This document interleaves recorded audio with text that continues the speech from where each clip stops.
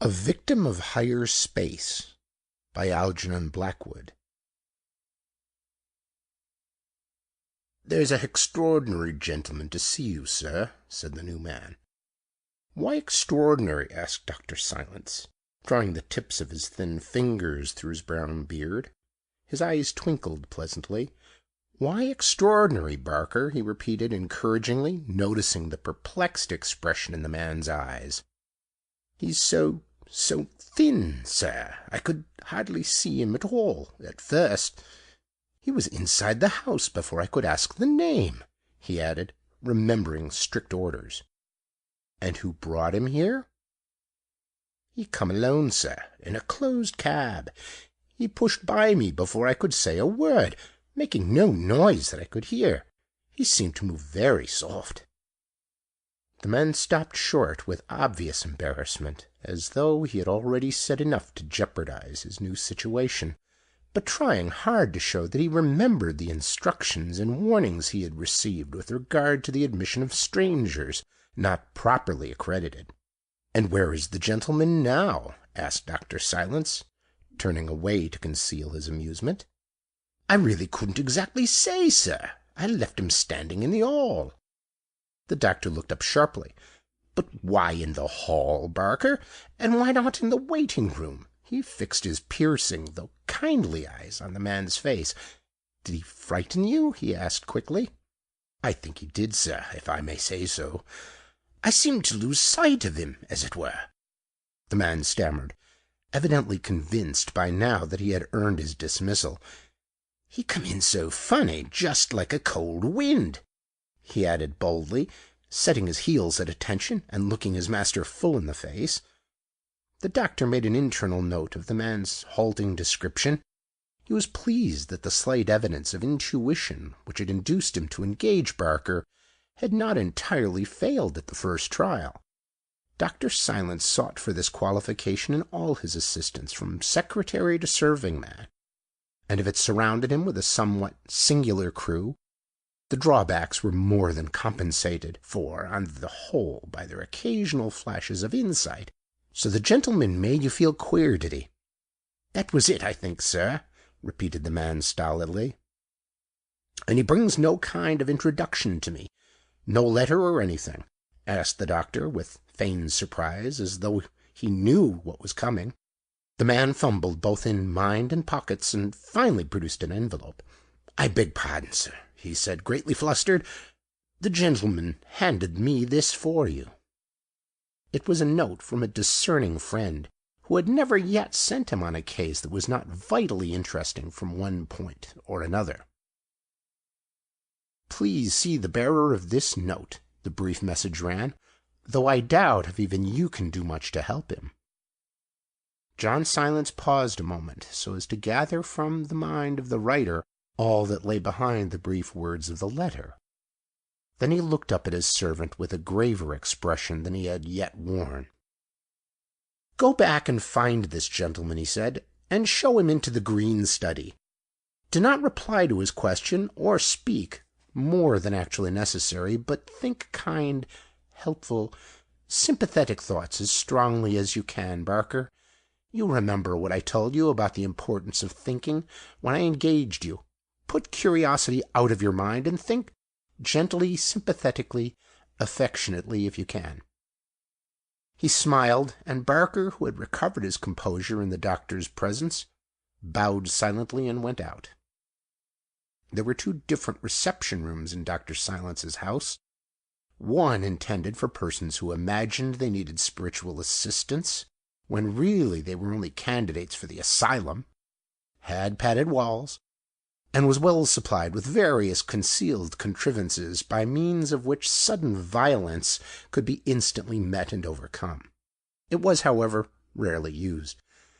The other, intended for the reception of genuine cases of spiritual distress and out-of-the-way afflictions of a psychic nature, was entirely draped and furnished in a soothing deep green, calculated to induce calmness and repose of mind.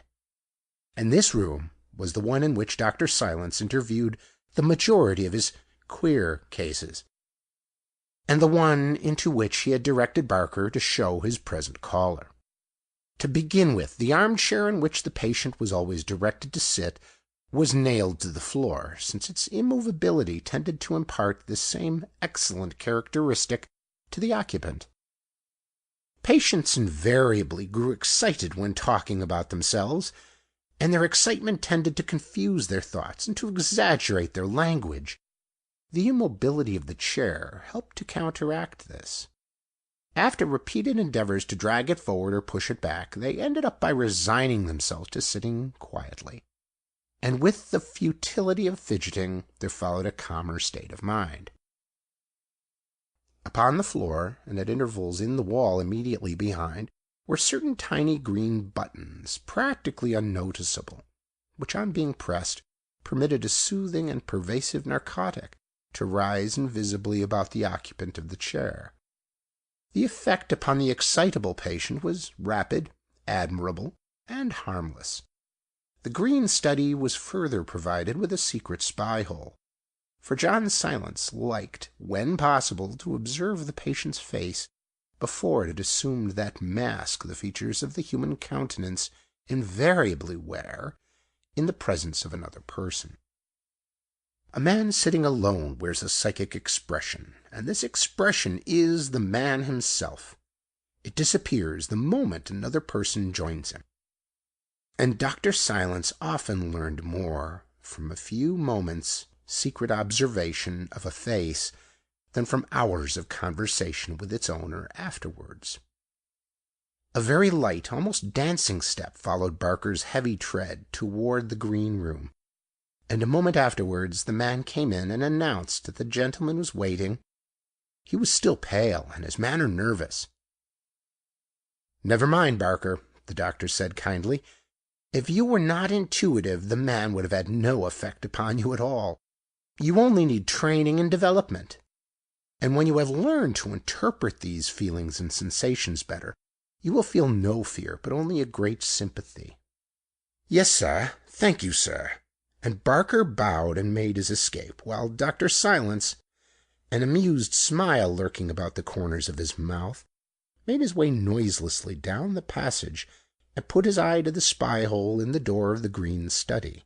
This spy-hole was so placed that it commanded a view of almost the entire room, and looking through it, the doctor saw a hat, gloves, and umbrella lying on a chair by the table, but searched at first in vain for their owner.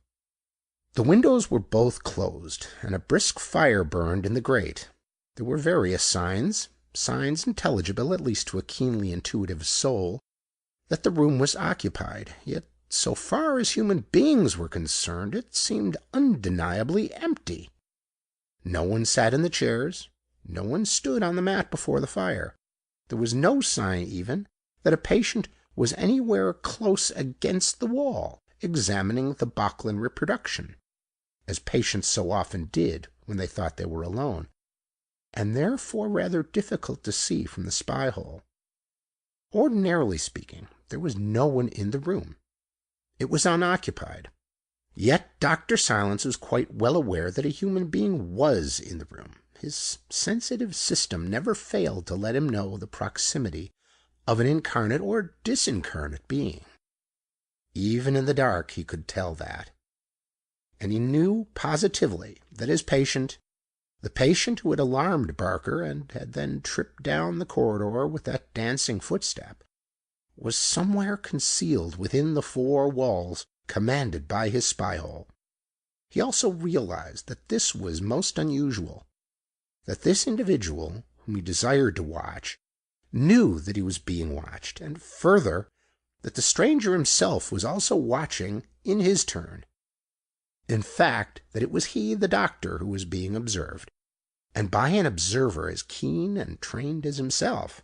An inkling of the true state of the case began to dawn upon him, and he was on the verge of entering. Indeed, his hand already touched the doorknob, when his eye, still glued to the spy-hole, detected a slight movement, directly opposite, between him and the fireplace. Something stirred. He watched very attentively and made certain that he was not mistaken. An object on the mantelpiece, it was a blue vase, disappeared from view. It passed out of sight altogether with the portion of the marble mantelpiece on which it rested. Next, that part of the fire and grate and brass fender immediately below it vanished entirely, as though a slice had been taken clean out of them. Dr. Silence then understood that something between him and these objects was slowly coming into being, something that concealed them and obstructed his vision by inserting itself in the line of sight between them and himself. He quietly awaited further results before going in. First he saw a thin perpendicular line tracing itself from just above the height of the clock and continuing downwards till it reached the woolly fire mat. This line grew wider, broadened, grew solid. It was no shadow. It was something substantial. It defined itself more and more. Then suddenly, at the top of the line, and about on a level with the face of the clock, he saw a small luminous disk gazing steadily at him. It was a human eye, looking straight into his own, pressed there against the spy-hole. And it was bright with intelligence. Dr. Silence held his breath for a moment and stared back at it. Then, like someone moving out of deep shadow into light, he saw the figure of a man come sliding sideways into view. A whitish face followed the eye, and the perpendicular line he had first observed broadening out and developing into the complete figure of a human being. It was the patient. He had apparently been standing there in front of the fire all the time.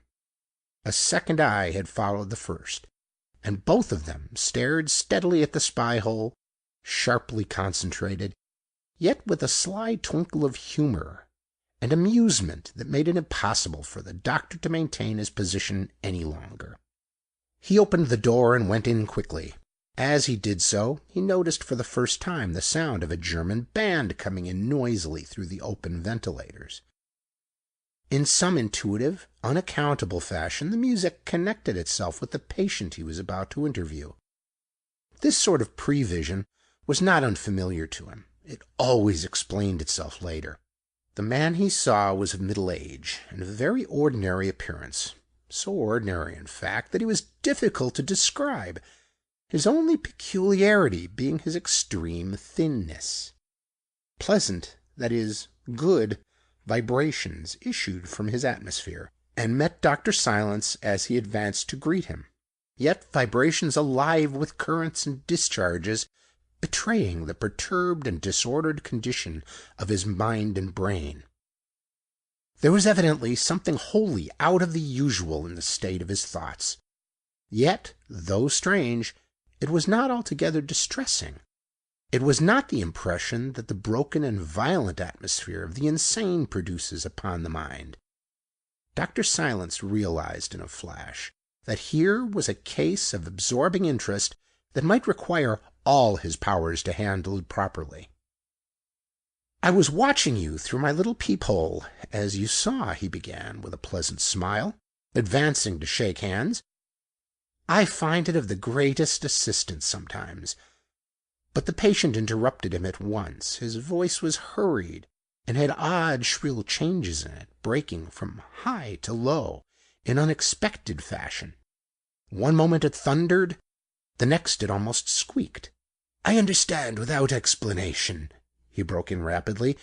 "You get the true note of a man in that way, when he thinks himself unobserved. I quite agree. Only in my case I fear you saw very little. My case, as you of course grasp, Dr. Silence, is extremely peculiar, uncomfortably peculiar. Indeed, unless Sir William had positively assured me—" "My friend has sent you to me," the doctor interrupted gravely, with a gentle note of authority, "and that is quite sufficient. Pray be seated, Mr. "Mudge, Racine Mudge," returned the other. "Take this comfortable one, Mr. Mudge," leading him to the fixed chair, "and tell me your condition in your own way and at your own pace. My whole day is at your service if you require it." Mr. Mudge moved toward the chair in question and then hesitated. "You will promise me not to use the narcotic buttons," he said, before sitting down. "I do not need them. Also, I ought to mention that anything you think of vividly will reach my mind. That is apparently part of my particular case." He sat down with a sigh and arranged his thin legs and body into a position of comfort. Evidently he was very sensitive to the thoughts of others, for the picture of the green buttons had only entered the doctor's mind for a second, yet the other had instantly snapped it up. Dr. Silence noticed, too, that Mr. Mudge held on tightly with both hands to the arms of the chair. "I'm rather glad the chair is nailed to the floor," he remarked, as he settled himself more comfortably. "It suits me admirably. The fact is, and this is my case in a nutshell, which is all that a doctor of your marvelous development requires, the fact is, Dr. Silence, I am a victim of higher space. That's what's the matter with me. Higher space!"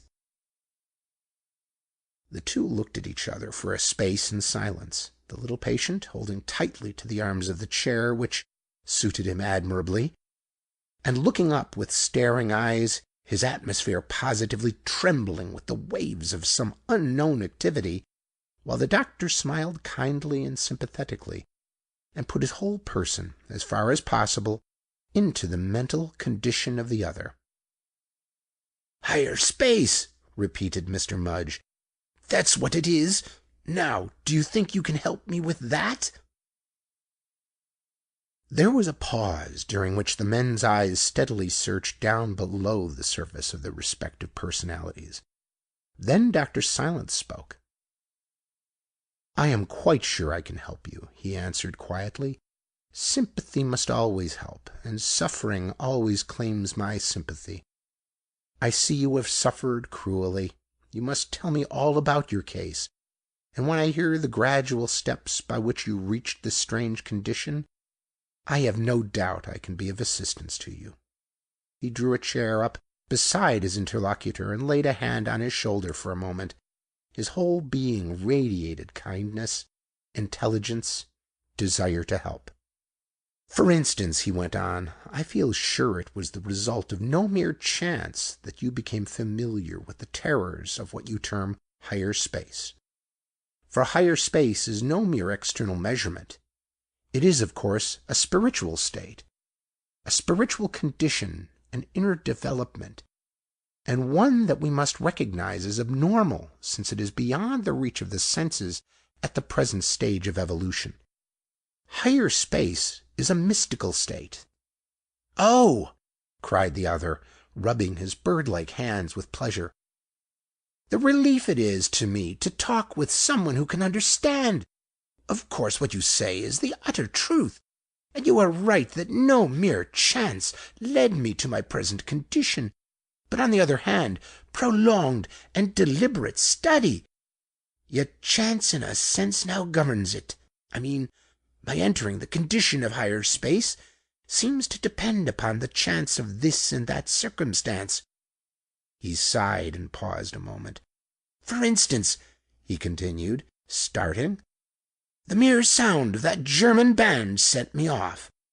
Not that all music will do so, but certain sounds, certain vibrations at once key me up to the requisite pitch, and off I go.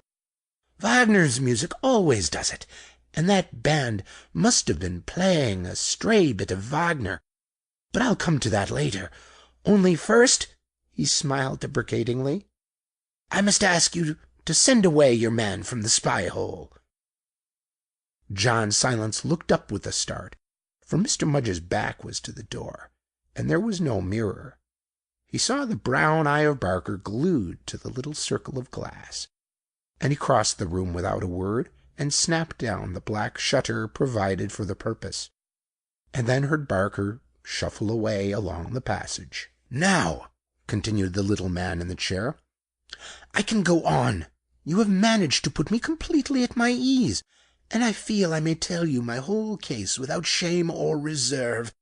You will understand, but You must be patient with me if I go into details that are already familiar to you. Details of higher space, I mean. And if I seem stupid when I have to describe things that transcend the power of language and are really, therefore, indescribable." "My dear friend," put in the other calmly, "that goes without saying. To know higher space is an experience that defies description, and one is obliged to make use of more or less intelligible symbols. But pray proceed. Your vivid thoughts will tell me more than your halting words." An immense sigh of relief proceeded from the little figure, half lost in the depths of the chair. Such intelligent sympathy meeting him halfway was a new experience, and it touched his heart at once. He leaned back, relaxing his tight hold of the arms, and began, in his thin, scale-like voice. "My mother was a Frenchwoman, and my father an Essex bargeman," he said abruptly. "Hence my name, Racine and Mudge. My father died before I ever saw him. My mother inherited money from her Bordeaux relations, and then she died soon after. I was left alone with wealth and a strange freedom. I had no guardian, trustees, sisters, brothers, or any connection in the world to look after me. I grew up, therefore, utterly without education. This much was to my advantage. I learned none of that deceitful rubbish taught in schools, and so had nothing to unlearn when I awakened to my true love, mathematics, higher mathematics and higher geometry. These, however, I seemed to know instinctively. It was like the memory of what I had deeply studied before. The principles were in my blood, and I simply raced through the ordinary stages and beyond, and ended the same with geometry. Afterwards, when I read the books on these subjects, I understood how swift and undeviating the knowledge had come back to me. It was simply memory. It was simply recollecting the memories of what I had known before in a previous existence, and required no books to teach me." In his growing excitement, Mr. Mudge attempted to drag the chair forward a little nearer to his listener, and then smiled faintly as he resigned himself instantly again to its immobility, and plunged anew into the recital of his singular disease. "The audacious speculations of Bolyai, the amazing theories of Gauss, that through a point more than one line could be drawn parallel to a given line, the possibility that the angles of a triangle are together greater than two right angles if drawn upon immense curvatures, the breathless intuitions of Beltrami and Lobachevsky, all these I hurried through and emerged, panting but unsatisfied, upon the verge of my world, my higher space possibilities, in a word, my disease. How I got there," he resumed after a brief pause, during which he appeared to be listening nervously for an approaching sound, "is more than I can put intelligibly into words. I can only hope to leave your mind with an intuitive comprehension of the possibility of what I say." Here, however, came a change. At this point I was no longer absorbing the fruits of studies I had made before. It was the beginning of new efforts to learn for the first time, and I had to go slowly and laboriously through terrible work. Here I sought for the theories and speculations of others, but books were few and far between, and with the exception of one man, a dreamer the world called him, whose audacity and piercing intuition amazed and delighted me beyond description, I found no one to guide or help. You, of course, Dr. Silence, understand something of what I am driving at with these stammering words, though you cannot perhaps yet guess what depths of pain my new knowledge brought me to, nor why an acquaintance with a new dimension of space should prove a source of misery and terror. Mr. Racine Mudge, remembering that the chair would not move, did the next best thing he could in his desire to draw nearer to the attentive man facing him, and sat forward upon the very edge of the cushions, crossing his legs and gesticulating with both hands, as though he saw into this region of new space he was attempting to describe, and might any moment tumble into it bodily from the edge of the chair and disappear from view. John Silence, separated from him by 3 paces, sat with his eyes fixed upon the thin white face opposite, noting every word and every gesture with deep attention. "This room we now sit in, Dr. Silence, has one side open to space, to higher space. A closed box only seems closed. There is a way in and out of a soap bubble without breaking the skin." "You tell me no new thing," the doctor interposed gently. "Hence, if higher space exists, and our world borders upon it and lies partially in it, it follows necessarily that we see only portions of all objects. We never see their true and complete shape. We see 3 measurements, but not their 4th. The new direction is concealed from us, and when I hold this book and move my hand all around it, I have not really made a complete circuit. We only perceive those portions of any object which exist in our 3 dimensions. The rest escapes us. But once learn to see in higher space, and objects appear as they actually are, only they will thus be hardly recognizable. Now you may begin to grasp something of what I am coming to." "I am beginning to understand something of what you must have suffered," observed the doctor soothingly, "for I have made similar experiments myself, and only stopped just in time." "You are the one man in all the world who can understand and sympathize," exclaimed Mr. Mudge, grasping his hand and holding it tightly while he spoke. The nailed chair prevented further excitability. "Well," he resumed after a moment's pause, "I procured the implements and the colored blocks for practical experiment, and I followed the instructions carefully till I had arrived at an imaginative conception of 4-dimensional space. The tesseract, the figure whose boundaries are cubes, I knew by heart. That is to say, I knew it and saw it mentally, for my eye, of course, could never take in a new measurement, nor my hands and feet handle it. So at least I thought," he added, making a wry face. "I had reached the stage, you see, when I could imagine in a new dimension. I was able to conceive the shape of that new figure which is intrinsically different to all we know, the shape of the tesseract. I could perceive in 4 dimensions. When, therefore, I looked at a cube, I could see all its sides at once. Its top was not foreshortened, nor its farther side and base invisible. I saw the whole thing out flat, so to speak. Moreover, I also saw its content, its insides." "You were not yourself able to enter this new world?" interrupted Dr. Silence. "Not then. I was only able to conceive intuitively what it was like, and how exactly it must look. Later, when I slipped in there and saw objects in their entirety, unlimited by the paucity of our poor 3 measurements, I very nearly lost my life. For you see, space does not stop at a single new dimension of 4th. It extends in all possible new ones, and we must conceive it as containing any number of new dimensions. In other words, there is no space at all, but only a condition. But meanwhile, I had come to grasp the strange fact that the objects in our normal world appear to us only partially." Mr. Mudge moved farther forward till he was balanced dangerously on the very edge of the chair.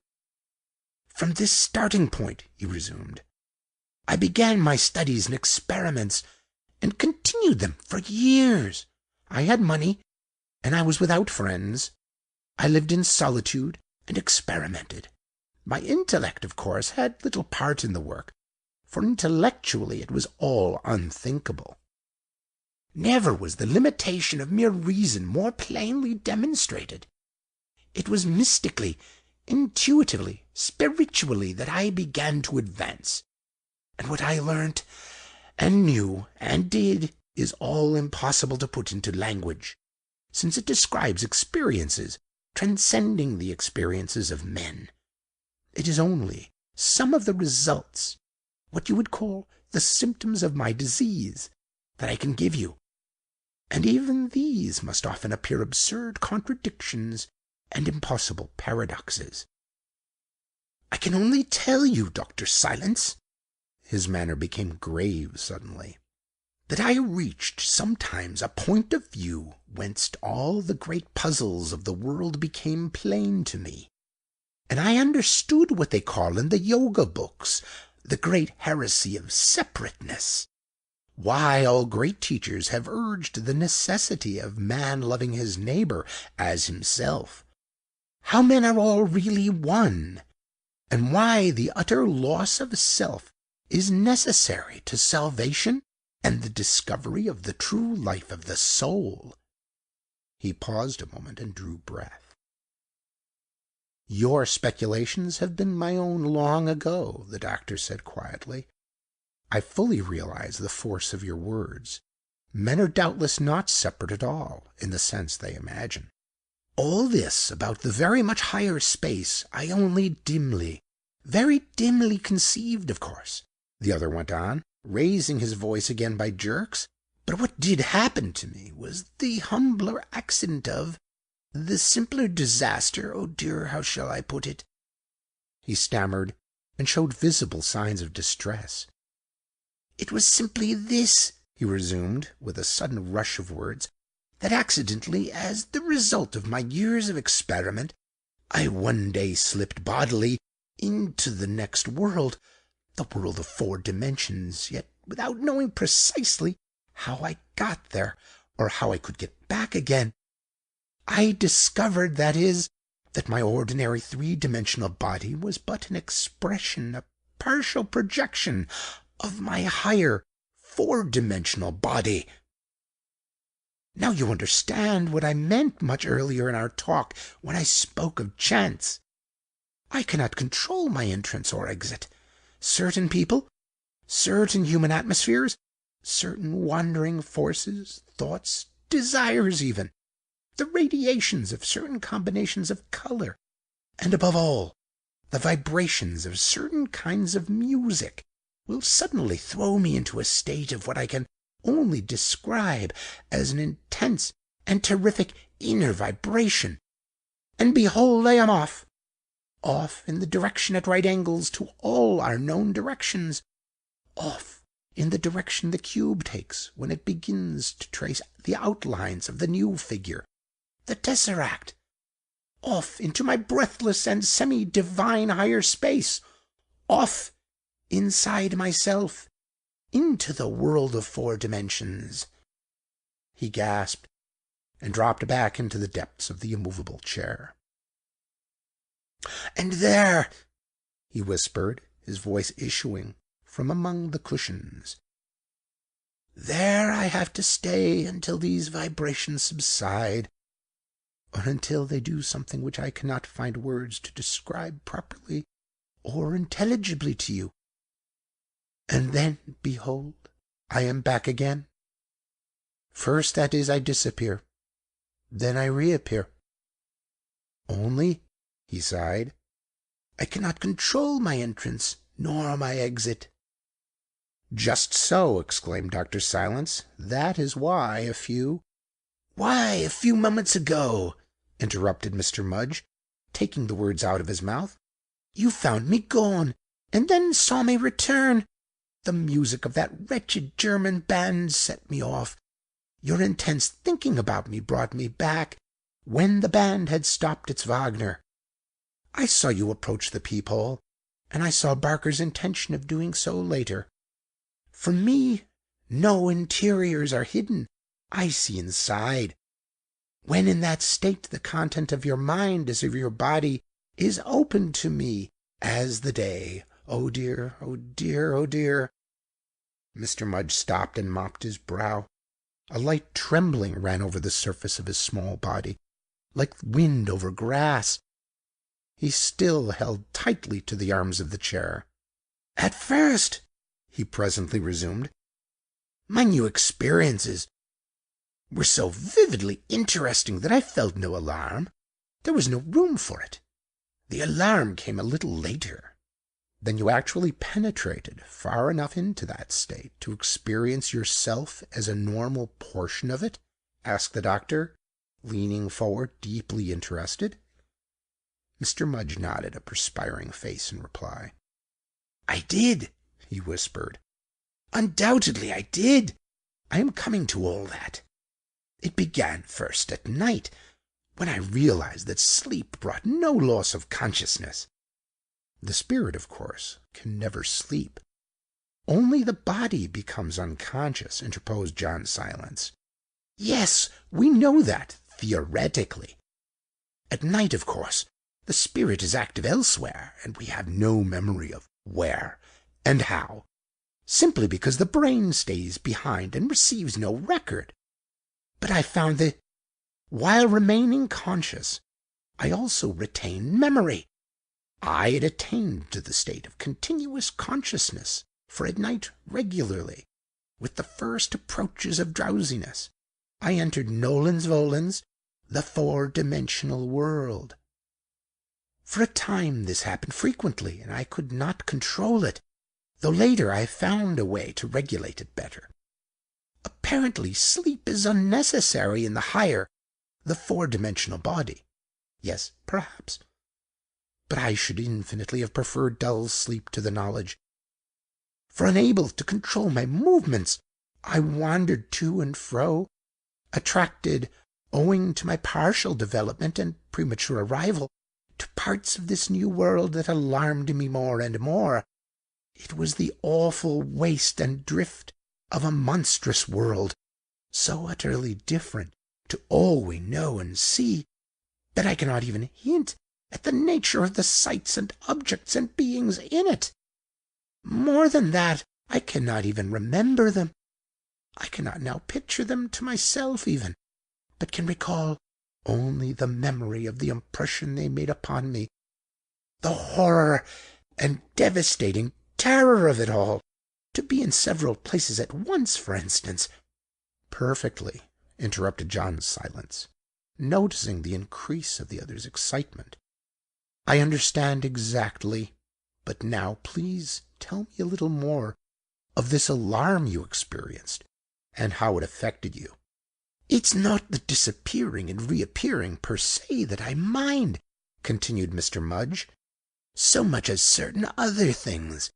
It's seeing people and objects in their weird entirety, in their true and complete shapes, that is so distressing. It introduced me to a world of monsters, horses, dogs, cats, all of which I loved, people, trees, children, all that I have considered beautiful in life. Everything, from a human face to a cathedral, appeared to me in a different shape and aspect to all I have known before. Instead of seeing their partial expression in 3 dimensions, I saw them complete in 4. I cannot perhaps convince you why this should be terrible, but I assure you that it is so. To hear the human voice proceeding from this novel appearance, which I scarcely recognize as a human body, is ghastly, simply ghastly. To see inside everything and everybody is a form of insight peculiarly distressing. To be so confused in geography as to find myself one moment at the North Pole, and the next at Clapham Junction, or possibly at both places simultaneously, is absurdly terrifying. Your imagination will readily furnish other details, without my multiplying my experiences now, but you have no idea what it all means, and how I suffer." Mr. Mudge paused in his panting account and lay back in his chair. He still held tightly to the arms, as though they could keep him in the world of sanity in 3 measurements. and only now and again released his left hand in order to mop his face. He looked very thin and white and oddly unsubstantial, and he stared about him as though he saw into this other space he had been talking about. John Silence, too, felt warm. He had listened to every word, and had made many notes. The presence of this man had an exhilarating effect upon him. It seemed as if Mr. Racine Mudge still carried about with him something of that breathless, higher space condition he had been describing. At any rate, Dr. Silence had himself advanced sufficiently far to realize that the visions of this extraordinary little person had a basis of truth for their origin. After a pause that prolonged itself into minutes, he crossed the room and unlocked a drawer in a bookcase. Taking out a small book with a red cover, it had a lock to it, and he produced a key out of his pocket and proceeded to open the covers. The bright eyes of Mr. Mudge never left him for a single second. "It almost seems a pity," he said at length, "to cure you, Mr. Mudge. You are on the way to discovery of great things. Though you may lose your life in the process, that is, your life here in the world of 3 dimensions, you would lose thereby nothing of great value. You will pardon my apparent rudeness, I know, and you might gain what is infinitely greater. Your suffering, of course, lies in the fact that you alternate between the 2 worlds and are never wholly in one or the other. Also, I rather imagine, though I cannot be certain of this from any personal experiments, that you have here and there penetrated into space of more than 4 dimensions, and have hence experienced the terror you speak of." The perspiring son of the Essex bargeman and the woman of Normandy bent his head several times in assent, but uttered no word in reply. "Some strange psychic predisposition, dating, no doubt, from one of your former lives, has favored the development of your disease, and the fact that you had no normal training at school or college, no leading by the poor intellect into the cul-de-sac falsely called knowledge, has further caused your exceedingly rapid movement along the lines of direct inner experience. None of the knowledge you have foreshadowed has come to you through the senses, of course." Mr. Mudge, sitting in his immovable chair, began to tremble slightly. A wind again seemed to pass over his surface, and again to set it curiously in motion like a field of grass. "You are merely talking to gain time," he said hurriedly in a shaking voice. "This thinking aloud delays us. I see ahead what you are coming to, only please be quick, for something is going to happen. A band is again coming down the street, and if it plays Wagner, I shall be off in a twinkling." "Precisely. I will be quick. I was leading up to the point of how to effect your cure. The way is this. You must simply learn to block the entrances, prevent the centers acting." "True, true, utterly true!" exclaimed the little man, dodging about nervously in the depths of the chair. "But how, in the name of space, can that be done?"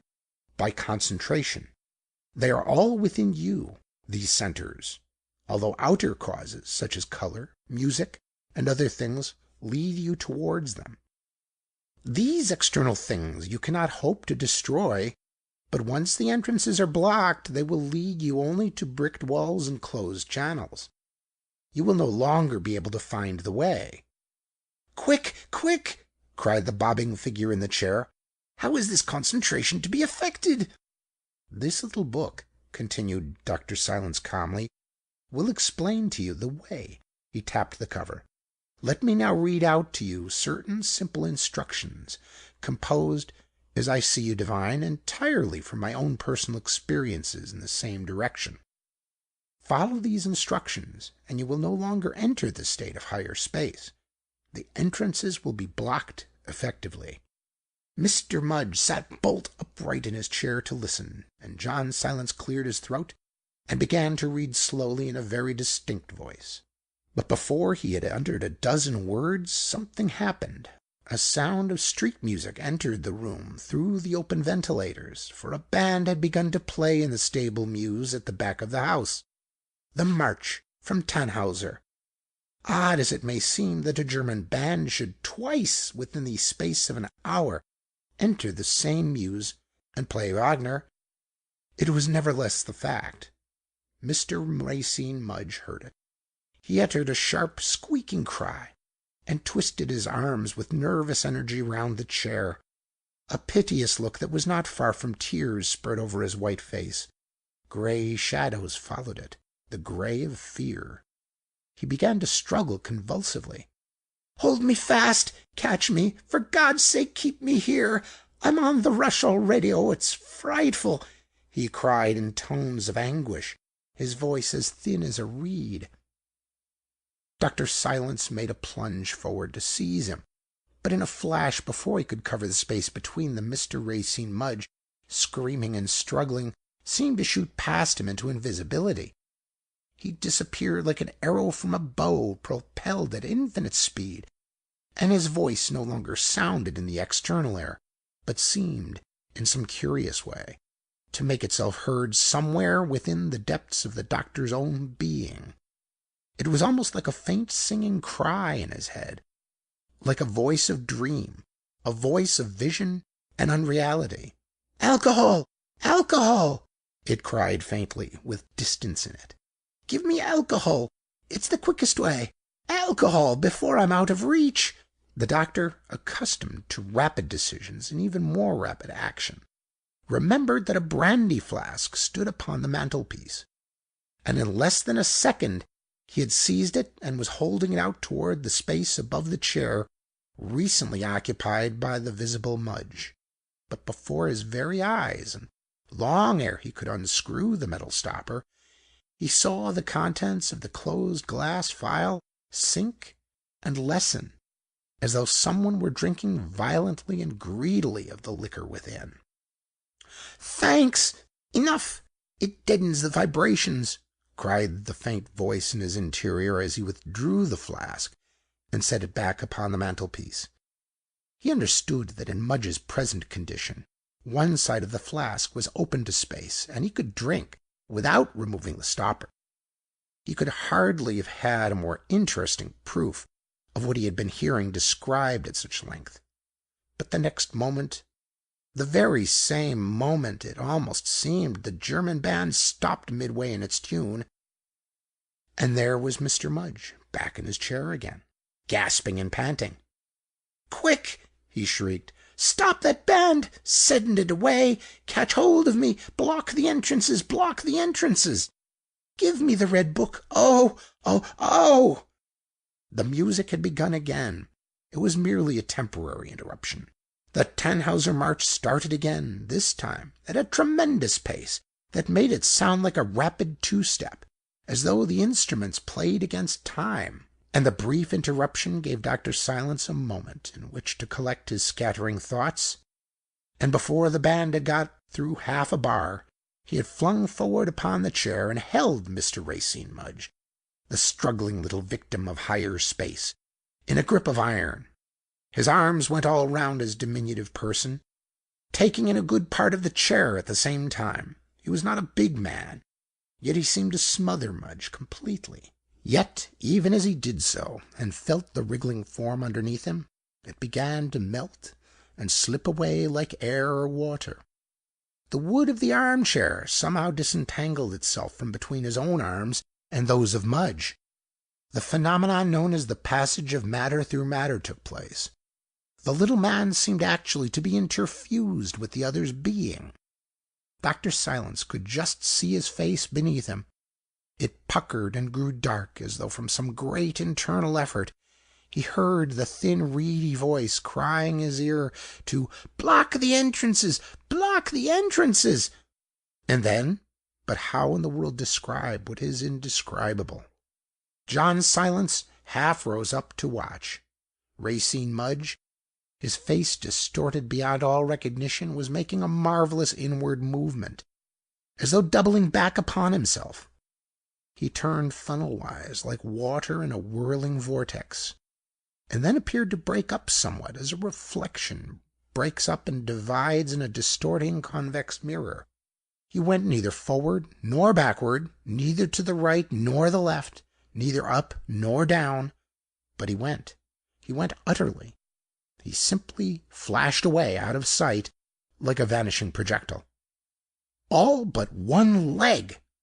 Dr. Silence just had the time and the presence of mind to seize upon the left ankle and boot as it disappeared, and to this he held on for several seconds like grim death. Yet all the time he knew it was a foolish and useless thing to do. The foot was in his grasp one moment, and the next it seemed, this was the only way he could describe it, inside his own skin and bones, and at the same time outside his hand and all round it. It seemed mingled in some amazing way with his own flesh and blood. Then it was gone, and he was tightly grasping a mere draught of heated air. "Gone, gone, gone!" cried a faint whispering voice somewhere deep within his own consciousness. "Lost, lost, lost!" it repeated, growing fainter and fainter, till at length it vanished into nothing, and the last signs of Mr. Racine Mudge vanished with it. John Silence locked his red book and replaced it in the cabinet, which he fastened with a click, and when Barker answered the bell, he inquired if Mr. Mudge had left a card upon the table.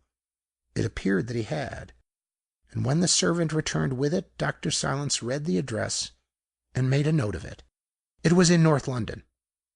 "Mr. Mudge has gone," he said quietly to Barker, noticing his expression of alarm. "He's not taken his hat with him, sir." "Mr. Mudge requires no hat where he is now," continued the doctor, stooping to poke the fire, "but he may return for it." "And the umbrella, sir?" "And the umbrella." "He didn't go out my way, sir, if you please," stuttered the amazed servant, his curiosity overcoming his nervousness. "Mr. Mudge has his own way of coming and going, and prefers it. If he returns by the door at any time, remember to bring him instantly to me, and be kind and gentle with him, and ask no questions. Also, remember, Barker, to think pleasantly, sympathetically, affectionately of him while he is away. Mr. Mudge is a very suffering gentleman." Barker bowed and went out of the room backwards, gasping and feeling round the inside of his collar with 3 very hot fingers of one hand. It was 2 days later when he brought in a telegram to the study. Dr. Silence opened it and read as follows: "Bombay. Just slipped out again. All safe. Have blocked entrances. 1,000 thanks. Address Cook's, London. Mudge." Dr. Silence looked up and saw Barker staring at him bewilderingly. It occurred to him that somehow he knew the contents of the telegram. "Make a parcel of Mr. Mudge's things," he said briefly, "and address them Thomas Cook and Sons, Ludgate Circus, and send them there exactly a month from to-day, marked 'To be called for.'" "Yes, sir," said Barker, leaving the room with a deep sigh and a hurried glance at the waste paper basket where his master had dropped the pink paper.